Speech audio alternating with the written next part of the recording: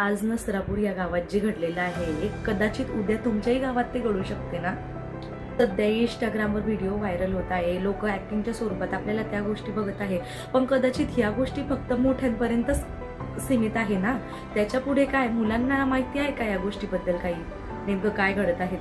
तर सांगायचं असं आहे की प्रत्येक गावात, प्रत्येक शाळेत आणि प्रत्येक शहरांमध्ये, छोट्या छोट्या गावांकडे तर सरपंच, नगरसेवक या सर्वांनी एकत्र येऊन शाळेमध्ये गुड टच काय असतो, बॅड टच काय असतो हे मुलींना शिकवणे आता खूप गरजेचे झालेले आहे। कारण कदाचित आपण आता सध्या एका चिमुकलीला न्याय देऊ शकतो, पण उद्या परत असे नराधाम उभे राहणार, मग आपण आता कोणाकोणाला सांगणार ना ह्या गोष्टी। त्यासाठी तुम्हाला प्रत्येक गावात हा उपक्रम राबवणं खूप गरजेचं आहे। या गोष्टींसाठी जनजागृती करणे गरजेचे आहे, कारण न्याय मिळायला वेळ लागतो आणि एक चुकीची घटना आयुष्यभरासाठी राहून जाते ना हो।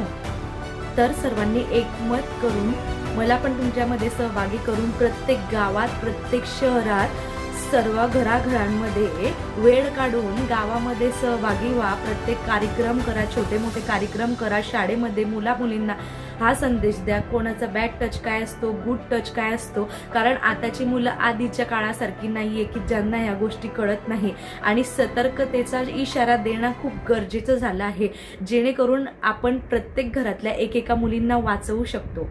माझा हा व्हिडिओ शेअर करण्यापेक्षा प्रत्येक गावाच्या सरपंच, नगरसाहेब, आमदार, खासदार यांच्यापर्यंत पोहोचवा, कारण हा संदेश खूप गरजेचा आहे।